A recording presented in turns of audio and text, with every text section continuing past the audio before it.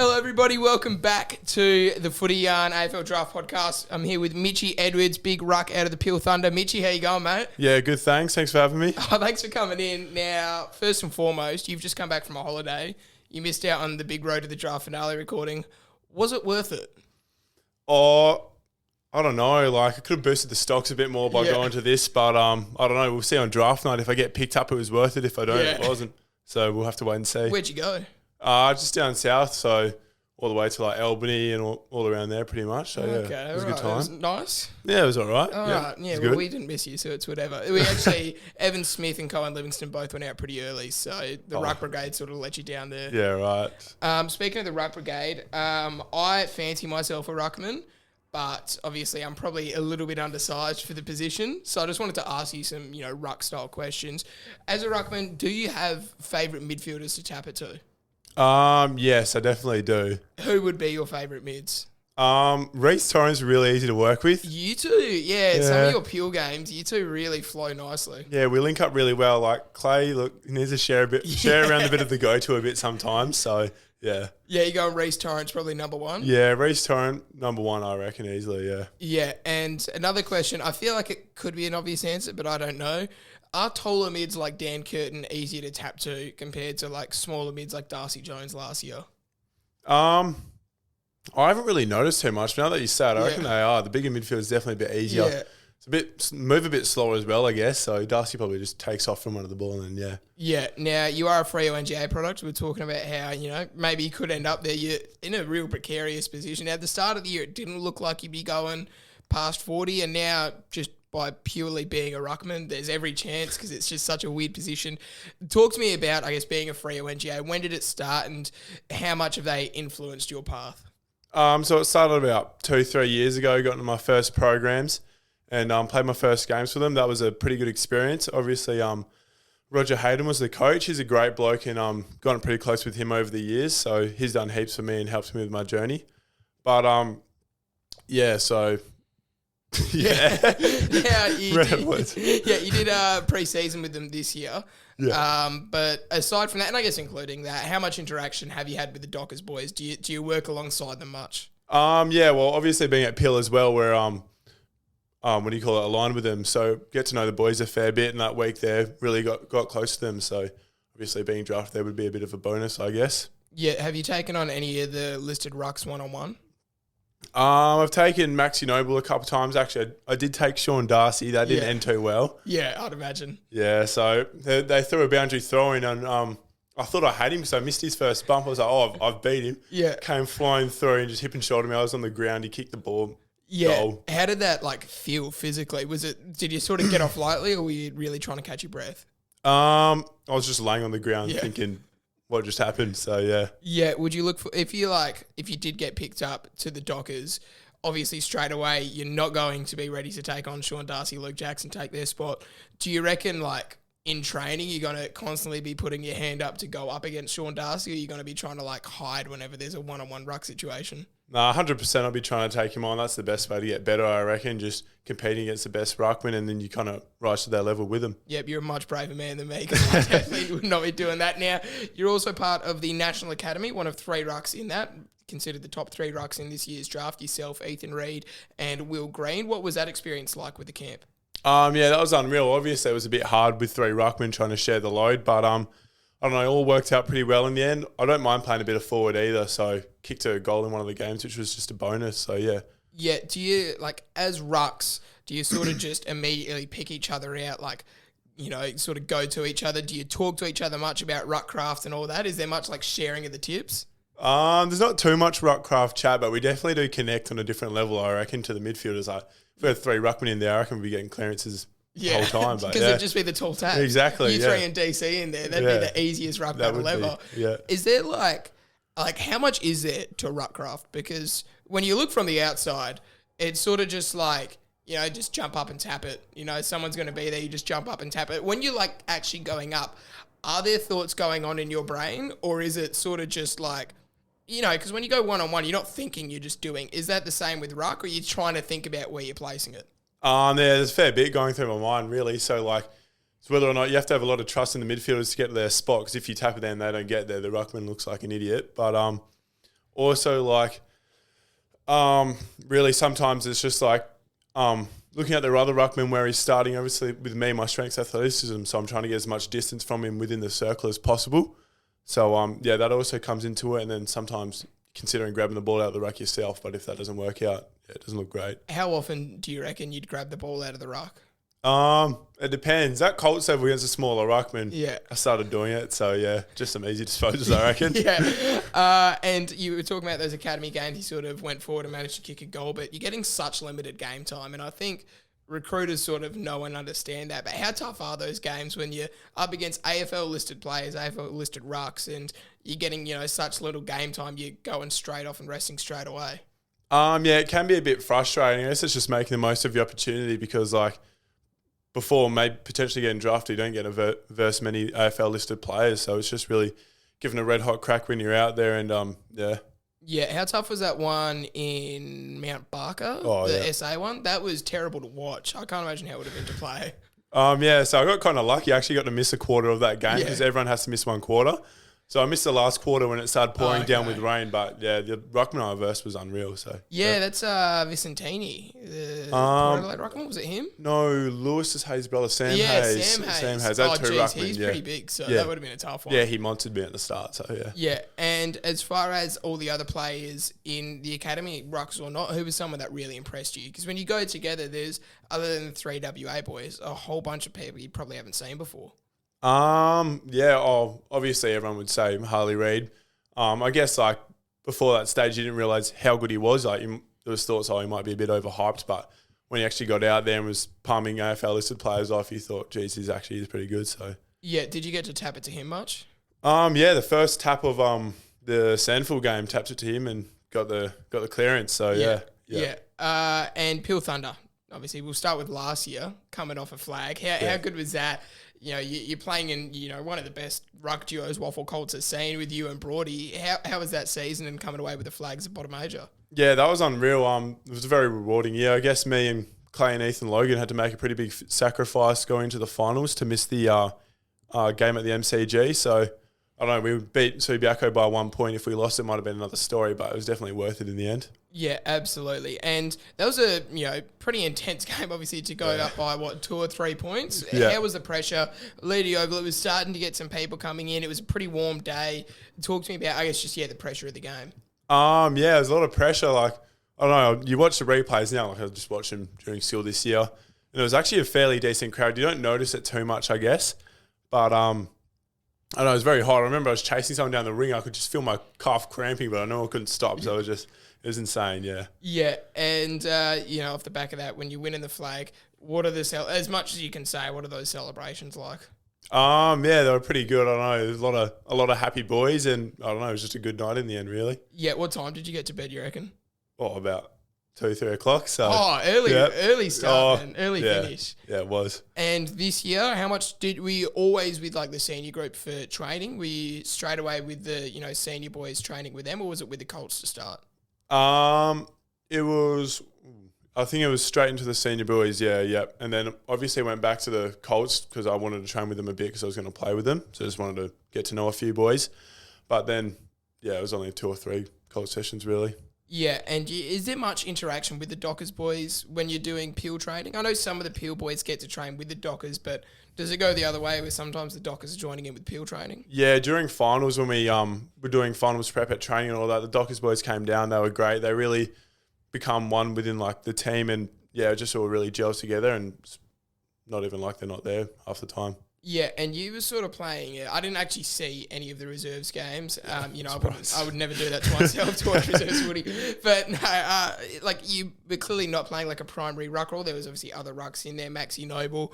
I'm not sure if Liam Reedy was there. He might have been in the ones, but Eric Benning as well. Like there's a lot of Freo listed ruckmen there. So what sort of was your role, and how did you play in those reserves games? So there was one game actually where we had me, Max Noble, and Riley Smith in the main leg peel ruck, and I was just playing pretty much second fiddle ruck the whole time, which wasn't a bad opportunity to obviously get better at my forward craft, but then it is frustrating trying to get into the game when you're up forward sometimes. So yeah.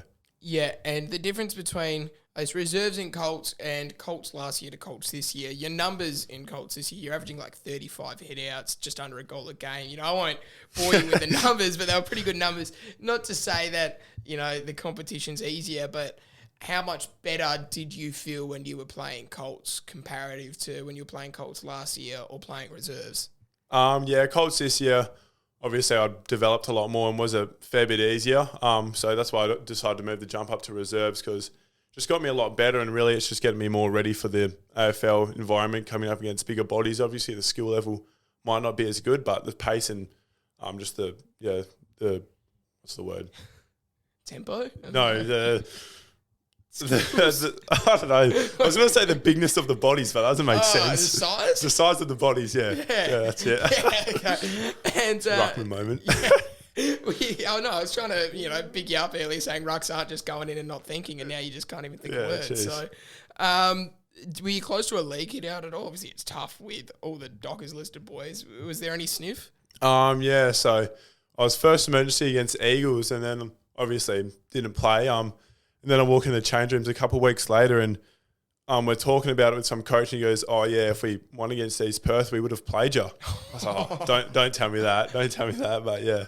Yeah, and state champs last year. I want to talk about those rucks that you took on. You take it on Harry Barnett, Nick Madden, Maxi Noble. You would have been taking on those boys, and then in the latter stages of the champs, you became the primary ruck for WA. What was that experience like as a bottom major to go with and become the primary ruck and take on those big boys who are now on a list? Yeah, it was unreal. Like, I really like being in those situations of almost being like an underdog. So just coming up against like Nick Madden, someone who's way bigger than me, I don't know, just really competitive, I guess, and just really enjoyed taking on people like him, Harry Barnett, obviously, and Max Noble was a really good duel. So yeah. Yeah, and the midfield group last year, not to diss this year's midfield group, but there was 3 first-rounders in there, Ruben Jinby, Elijah Hewitt and Darcy Jones. How good is it, especially as a bottom major, to play with that midfield group, and what are you learning off playing with them? Yeah, no, that was an unreal experience. There's heaps to learn off them, really. I'm going to struggle to name it straight off the bat here. But I don't know, it was just really like the chemistry, the roles the other midfielders played, and like how they wanted me to tap and all that kind of stuff. Coming from, I guess, Colts to a high level of footy was, not that Colts isn't, but yeah. Yeah, who would you say was like the primary midfield 3 this year? Like Clay, DC, would it be Reece as the third or? Oh, Reece was more of a winger during champs. I'd say maybe Riley Wills. He was going through there a fair bit. I had a lot of midfielders going through this year. There was a lot of rotating going on. We'll say Willsy. Which midfield group would you rather tap to?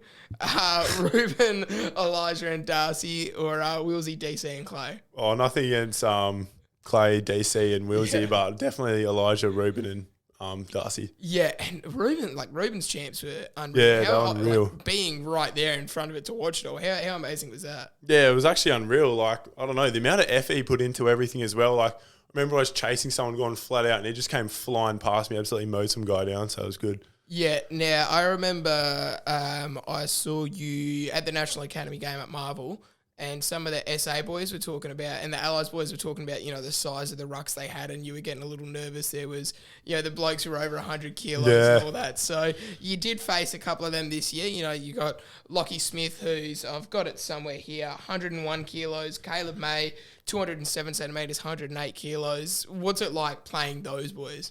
It's definitely a lot different. I guess I have to change my game a bit, because usually I'm not too out-muscled at this age, but them boys were pretty big. So obviously against Allies, like he was a good challenge. I didn't really get to have a good crack at Lockie Smith, as I came out with a concussion that game, which was a bit of a bummer. But genius from him to take you out early.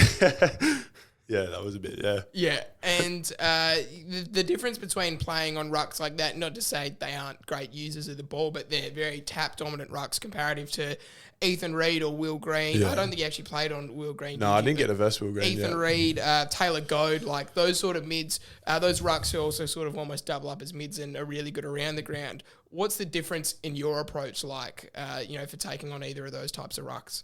Taylor Goad, I'd say, is very similar ruckman to me, very athletic kind of based ruckman.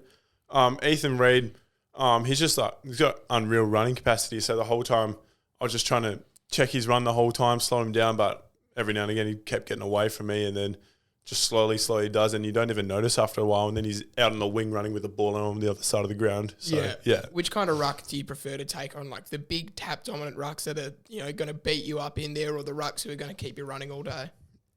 Probably the ones that are going to beat me up a bit. So, yeah. Playing this year compared to last year, what was the difference like in state champs? We won the same amount of games, so not too much different. But I don't know, really. It was just like there was definitely a bit more pressure this year, which added, I don't know, I guess you can, when it comes to pressure with me in performance, probably not the best thing. There's something I need to adapt to and get better at. Oh, I'm right there, easily rattled. Yeah. I don't know, last year, as a like that underdog thing I was saying, I don't know, it was a lot more enjoyable, I reckon. But yeah, state champs were still great this year, though. Great bunch of boys. Yeah, absolutely. And you had a great moment against SA at Optus, sort of coming from the side, big clunk and a goal. Talk me through that play there. So I got a pretty bad cork that game. So I got taken out the ruck and they asked me if I was all good to go up forward. I said, yeah. They seemed a bit uncertain. And then, I don't know, my eyes just lit up. I locked onto the ball and grabbed it and kicked a goal, which was pretty nice. So, yeah, it's probably one of my highlights for the year. Yeah, have you got, like, the video of that saved to your phone? I reckon I do, actually, somewhere. Yeah, probably. Probably. I got a few videos. Over the two state champs you did play, who do you reckon was the toughest ruck you came up against? I'd probably say either Ethan Reid or Nick Madden, definitely. Yeah. Yeah. And talking about Lockie Smith in that Vic Country game, I was talking to, I think, Clay and Colton. Obviously, there was a big bust-up during that game. Colton at the centre of it, Lockie Smith was getting involved. You were off by that stage, were you? No, I was on. I didn't actually realise it was happening half the time. Okay. I turned around and then everyone's just in there, so I just kind of was like came in through the back and didn't want to be that guy who jumps over the top and gets in there. So and I guess this is a broader conversation as well. But as a ruckman, whenever there's a fight going on in footy, it's almost like the ruck's duty to go in and get involved and sort it out. Would you have done that in that game? Would you have taken on Big Lockie Smith one-on-one, or was that something that you would have liked to, maybe not throw in hands, but he got Colton to the deck? Would you have gone in after him if you saw it? You would have to go in, but I guess he was getting into me a fair bit before the game, during the game as well, so yeah. Yeah, and that game as a whole, obviously you only got to play half of it, 3/4 of it. Yeah, half and a bit. Yeah, how intense was that? I guess it got intense, especially off the back of your injury, I feel like, because that's when it started to get heated up. I know, I remember I came on, it's just screaming, I barely knew what was going on, so I was just Yeah, and as far as all the players from WA this year, who's really impressed you the most with, maybe as a surprise packet or something on or off the field that's just really wowed you? There's been a few boys have really surprised me. Obviously there's been an underager, Bowie Allen, who actually did surprise me a bit. He did pretty well.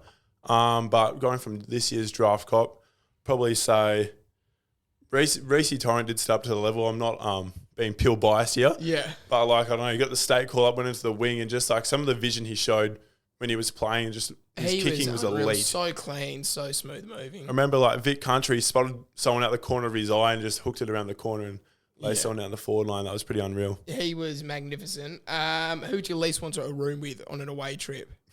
I'd say Colton, but I did 3 times. Yeah. So, who else do I reckon? Apparently Drizzy is a bit random. He just pops out random noises every now and again. So, I think that's the two that everybody said, Drizzy and Colton. Yeah. You've actually clearly had the pleasure of rooming with Colton. So. Oh man, I was up to 1 o'clock one night and it was just I don't know, it was just buzzing. So yeah, he's got a lot of energy. He does he play his music? Clay complains about it a lot. Yeah, he always does play his music. He watches TikTok full volume. I'm trying to say, mate, come on. Full brightness as well. Yeah, pure iPad kid. Now I was talking to Zave Walsh just about, I guess, would there be positional group chats within the state side? Do you know if there's a midfielders group chat? Oh my, have you heard the story? No. Oh my. So I didn't know there was group chats. Oh, the ruckman did not get added to the mids group chat. I was actually filthy. That's stiff. Yeah, I didn't speak to any of the midfielders for a couple of days. You'd be fuming. Yeah, I was. We put it in the midfield group chat. I was like, what? They're like, yeah, we've had it for ages. So just rub it in even more. Did they have it before the champ started? I don't know when they started it. I came in with the second last game and they didn't even play a game. Oh, God. Because I was talking to X and saying about a key forwards group chat. Would he put you in there? And he said no, he thinks he's a midfielder. So, Oh. gee, that's devastating. Yeah. Do you know who made the group chat? Probably, it was definitely Clay or something like that, but yeah. That's so dog. I wonder if DC made it straight off the bat. Yeah, he probably did. He got just a new midfielder, so he just wanted to draw the boys in there and forgot about the most important blokes. Exactly. What are they without you? Yeah, exactly. Gee, would you, if you had have known that, like, say, game 2, would you have just tried taking it out the ruck every single time? Yeah, probably. To him? Probably, yeah. That's terrible. I can't believe know, that. yeah. You okay? Yeah, no, I was so mad at the time, Are you mate. worried? I was like, I'd be filthy. yeah. The waffle interviews. I've been seeing them lately. They're not bad. Like, they're those clips where it's like a minute and a half and they get you doing like a lot of sort of just filler shots. How awkward are those to shoot? Oh, yeah, I know. It's like the camera would be right up in your face. You have to Yeah. pretend like it's not there and like not look at it almost, and you're like, They look like they'd be awful to shoot. Like some of the ones where you're just like running and picking it up at the camera. Yeah. Did you have any like weird shots? I had one where like you'd pick it up and the camera would be right in the face and be following you as you move. I don't know if they used it because I kept looking at the camera to the side. Yeah. So I think they just gave up on it in the end, but yeah. Yeah, Clay was telling me, I don't know if it was with like Channel 9 or if it was with the Waffle, but whoever was interviewing him made him go out into the water. Did you hear about that the one? Channel 7 when he's paddling on his surfboard. Yeah. There's no swell or anything, but yeah. Apparently they got him out there and there was nothing. Would you like, is there anything you'd say no to? Yeah, probably that, to be honest. Like, it's cold, windy, not even good surf. Why would you want to go out? But yeah. Yeah, exactly. No, some of them are, not to say that they come out awful, they come out great, but they just look like they'd be it'd be horrendous, awkward to do. National Combine, what was that experience like? I guess just going out and testing with all the boys. Yeah, it was actually a really enjoyable experience after the 2K. Because the day of the 2K, everyone's just, I'm so glad they moved it to the first day. Yeah. Because, the day of, I guess, it's just the lead up to it. You're thinking about it the whole day and just, it's pretty stressful, but I don't know, around the times we all wanted, so, yeah. Yeah, now I have, I don't know if it's a bone to pick or just a real question for you about your 2K. Now, I was there watching, putting my support in, and you were, obviously, there was a lot of good, runners in your group. You were towards the back of the pack, and then right at the end, you came steaming home. That was the fastest I've ever seen you run. That was quicker than your 20-metre sprint, your last 100 metres. How much gas was left in the tank? A bit too much, because I remember I was speaking to Jamie Dowse before, and he's like, "Oh, you're going to be like adrenaline. You don't want to use all your tickets on the first lap." And I done my first lap, and I beat my split by like 15, 20 seconds. I was like, "I've done exactly that." So I've started to panic, slowed down a bit, and then at the end, I'm like, "I've got too much left here." I just gave it everything. I did see you constantly checking your watch. I thought maybe you were like dragging behind and you were panicking a little bit. Yeah, no. You just ahead too much. I was ahead too much. I beat my goal time of like by 20 seconds. So yeah. You because I was talking to Zave again and he said you were behind him the whole time, and what he thought was that you were just using him to like as a sort of wind, block the wind, and then you just came steaming out from behind him. Yeah, well, I went to overtake him earlier and he sped up, so I thought, I'm not going yet. If you're just going to do that, I want to get on the inside. So I just waited till the wind actually passed, blowing at us, and then went around him, and then, Yeah. Do you have also, like, I guess, a gripe with Ethan Reid setting an unbelievable standard for ruckman to come? Yeah, no, you could have done it any other year but this one, so, yeah. But the rest of your results, I didn't actually see your agility numbers. I heard you were very happy with them, and your 20-metre sprint was like a flat 3, wasn't it? Or just over? How do you feel about those numbers? I was pretty happy with my 20-metre sprint. To be honest, I didn't expect to finish top 5 in the vertical jump either, but I was pretty happy with that. So, yeah.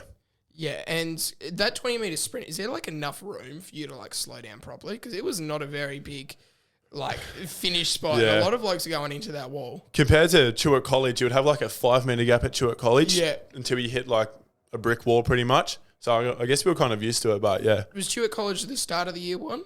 No, it was where we'd practice for the combine. Okay, how was the practice? Because you've got to do the technique, don't you? Like getting the arm up. Yeah. A lot of boys were DQing with the 20-metre sprint. Is that like actually a tough technique to perfect, or is it?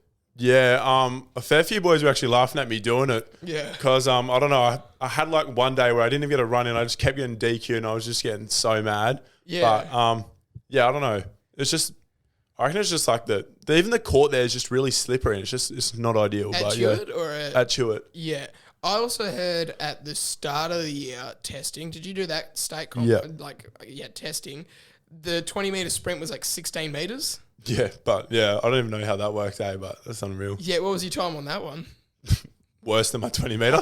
So yeah. Yeah, probably worse than the last 100 metres of your 2K. Yeah, as well. probably a lot worse. And talking to clubs, was there any, I guess, intimidating coaches? Was there any weird questions or chats you had? Not really. Collingwood got me a bit. They threw a few hard questions in there, and I don't think they understood the mind capabilities of a ruckman. So I was just absolutely stunned sitting there. I was like, oh, jeez. What were they saying?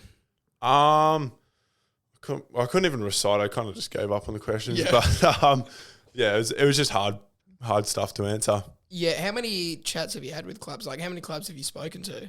I've spoken to most of them, but now it's really just dimmed down to find few who you just even like now some might call up as just like late chats and stuff like that. So yeah, but they're not flying you over. No, they're not flying me over like anyone else. Yeah, I know. Free might get you an Uber to Coburn. Yeah, hopefully. That'd be quite nice. We'll just get Transperth, yeah. Yeah. Did you, like, with the coaches, was there anyone especially that, like, sort of rattled you a little bit? I don't know how much of a footy fan you are, but was there anyone you went in and saw and were like, you know, wow, or like Adam Kingsley, big biceps that just rattled you? I'm a massive Geelong fan, and I went in there and they had Brian Myers and Mitch Duncan in there, so that was pretty cool, I guess. And then they're like, "Oh, tell us everything like that the team did wrong this year." And I didn't want to start bagging them out. I was like, "Oh, yeah, I guess." And then they're like, "Oh yeah, tell us we did well." And I didn't want to look like I was sucking up to all them boys. So yeah, it's kind of hard. Yeah, it would have been. Did you mention Grind and his goal assist? I did. Yeah, did you sort of like share a look with him? He was sitting next to me and we like smile. I was like, yeah. Yeah, does he actually say anything in that? Because I saw like Grind was there, I saw Liam Shields was there, I saw there was like a few AFL players. Did they actually say anything in those chats? Yeah, Grind and Mitch Duncan did, because Mitch Duncan's from down here, and I was talking about like Tim Sicken, and he said he's been there a few times, and Grind asked me a few questions. So yeah. Was it clearly questions that like he's been told to ask you? Yeah, definitely. Yeah. Like, I don't know what the purpose... Like, I think it's cool that they have the AFL players in there, but I don't know, like, what the purpose is. Yeah, I guess, it does put you off a little bit, I reckon, but yeah. Yeah. And conversations with clubs, when did that sort of start for you? Because coming into this year, you were a very well-known prospect. You were, you know, one of and still are the best rucks in this crop. So when did conversations with clubs start for you? And was there any moment where they sort of ramped up a little bit? A few clubs that went really early in the year, like pre-season. So yeah, that kind of got me off guard a bit. I remember I did an interview with Adelaide and I didn't even know their coach, which is like rule number one. Yeah. So yeah. And then about mid-year before state champs, there was a fair few teams came through, and then it kind of slowed back down again. They all come through like together, like, yeah, it's weird, but yeah. Yeah, do you reckon, like, how much do you hear about your manager's conversations with clubs? Because obviously I feel like the managers would do most of the talking with the clubs. Do you does he tell you, or do they tell you like constant updates of clubs they've spoken to, or?